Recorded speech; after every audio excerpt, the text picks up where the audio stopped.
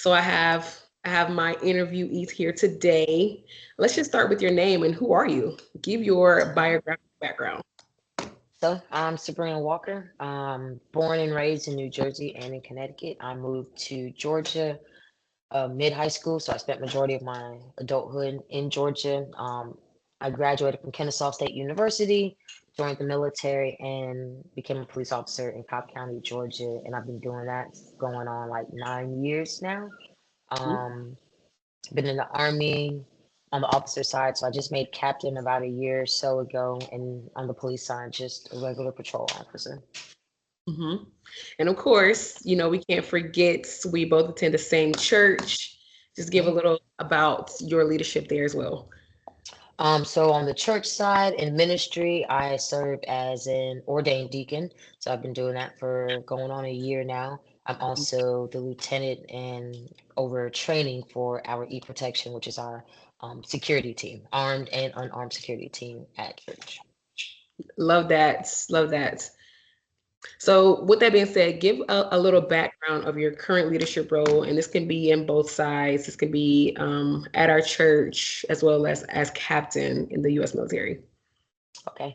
So on the ministry side, basically, let's see. The way that Dr. Gabe has basically put together the systems at our church is a little different from others. So when you become a member at Encounter, you get assigned a deacon, and a lot of us can have anywhere from 1 to maybe 30 different members. We're basically in charge of walking with you as you walk with Christ. If you have any questions about your development, if you have any questions about biblical teaching, we're basically like your first line leader. We just found, or he found over the years, people typically stick and stay with the church when they feel more involved and when they're actually being coached. I Yes. kind of do the same thing on the military side. Started off as a second lieutenant, um, doing the same thing. Was assigned to anywhere from 5 people to 40, and now as a captain, I am here in New Jersey again on active duty orders to be over FEMA Region 2.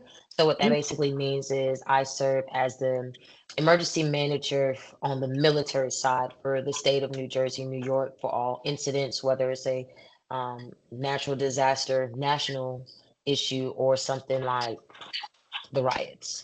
The policing don't really have a leadership role in there. And like I said, I've been gone for a while, in and out since COVID hit. So I'm still just a regular police officer. Yeah. So you're not my deacon, but literally you could be. We speak so much and speak so often. So I'm definitely appreciative of just you in that leadership role.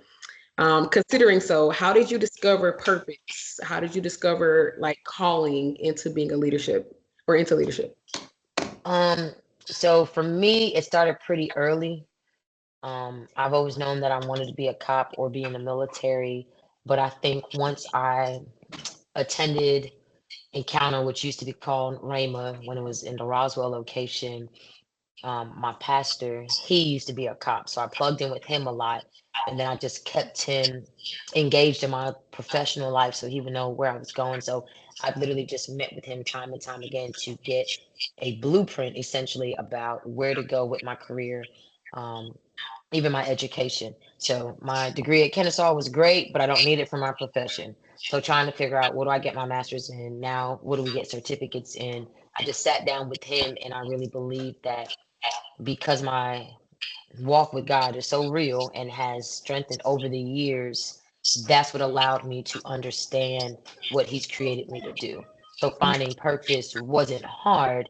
I just had to connect to my spiritual leader to figure out how to make sure it worked in the spiritual world ministry and, of course, in the secular world. Yes, that makes a lot of sense. That makes so much sense. And considering so, you mentioned Dr. Gabe. Dr. Gabe is an exceptional leader. Within this course, we've been going over many different leadership styles. One of the ones that I actually learned and kind of relate to will be the relational leadership style, which is just the process of people attempting to accomplish change or make a difference within the common goal of valuing ethics and also inclusive traits. Considering so, as a leader yourself, how would you describe your leadership style?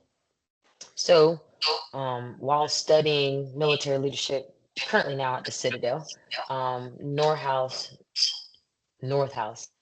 He basically mentions the different traits, the different skills, just the different approaches to leadership. So we literally just studied this last week, and I think I align more with the skills approach. So you have your human skills, your Mhm. technical skills, and then you have your conceptual, Yeah, conceptual, wow, what's the word? Conceptual skills. I think that's it. And what I've learned is how to apply it at different levels of like a management system.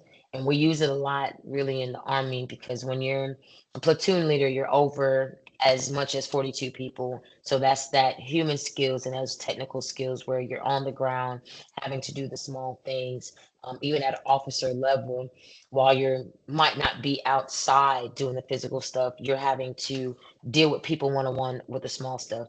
Then you start to move to human skills one level above in management, where now I'm not just over this one group of people, I might be over five groups of people with those same people. So you have to learn how to use your human skills to really connect with people because again, as I've learned, leadership is about influencing people or a group of people in order to get a mission done. Yeah, So you have to be able to have those personal skills, interpersonal skills with people so that they can get the mission done. And then I've learned that conceptual skills now in my role, if like our example, we just had an ice storm, I yeah. have to now be able to sit back and make a plan. Like, Hmm. okay, if I need sand trucks, who do we talk to? If they come to us, like if their trucks broke down for whatever reason, well, we have big military vehicles at certain locations. How do I get those engaged in the fight? So I think the skills approach for leadership is really good for me because I've learned how to do all three throughout Hmm. both of my careers and in ministry, of course. That's good. So with that being said, you spoke about traits. What other traits would you say makes a great leader? So the one that I would go with was definitely sacrifice. I think ethics, morals, um, just really good character, those are necessary, and I think those are at this point you kind of know that. Like that's so elementary where now we have to step into to be a really good leader, you have to know how to sacrifice. Again, on the military side, we don't clock in and clock out. We show up at work at 8 and we leave at 4. But again, if the mission isn't completed until 10, or there's something else that gets brought into play, like again with us, a disaster could happen and they could call me right now and I have to go into the office. Mhm. It's sacrificing fun, family time, sometimes your own money. I had to do that. I left from Georgia and moved all the way to New Jersey for this role. So that caused me to have to use money, use other resources. So a good leader is one who understands sacrificing for others, or else you're not going to be able to effectively lead anyone. I got you. Yes. And definitely congratulations on, where you are Thank now. you. Once again, appreciate you just for joining me here tonight. One of my last questions that I want to ask, how do you continuously get the people within your organization to work into synergy, to work harmoniously and all together? So when I was a brand new lieutenant and I didn't know anybody, um, I learned that even though I outrank everybody from the youngest to the oldest that I worked with, I had to build some type of rapport with them. So Yeah. what I did was, what is it? I wish I had one. It's a book that looks, it's like about this big, and it's a green book, and it's called just Our Green Book in the Yeah. Army. And you write all your notes in there. You take them to every meeting. They got big ones, they got little ones. And what I did was I made it my platoon book. So I would Mhm. write down all the members. I would know what family they have. Are they married? Do they have kids?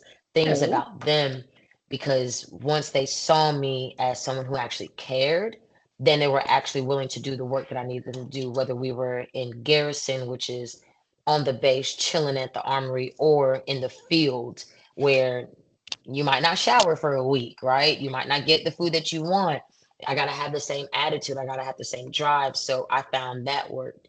Now in my current leadership role, everybody outranks me.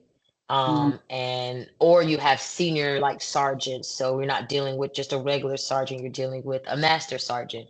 So now it's harder to motivate people at that one-on-one level because these are people who are stuck in their ways. Yeah. They've grown, they got it all together in X, Y, and Z. But recently we started working out every Thursday from 3 to 4. Everybody already doesn't want to be there.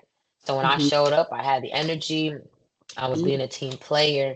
And the next day, somebody basically within the chain of command said that they appreciated that because if I can just be contagious enough Yeah. that everybody's like, I mean, we got to be here until 4 o'clock anyways on a Thursday.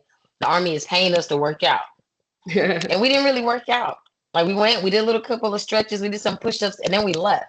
Yeah. So it wasn't too bad. But I'm starting to realize that in this role now, it's the same technique, just a little bit different. Now I have to be the example of just have a good attitude.